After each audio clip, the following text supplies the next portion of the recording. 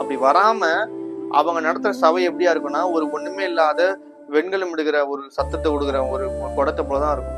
தவிர்த்து அங்க ஒரு பெரிய அற்புதமும் இருக்காது, ஒரு பெரிய ஒரு ஃபில்லிங்னஸ் ஹோலி ஸ்பிரிட்டோட செயல்பாடும் அங்க இருக்காது. ஏன்னா அவங்களே ஒரு எம்டி வெசலா இருக்கனால ஒண்ணுமே பண்ண முடியாது.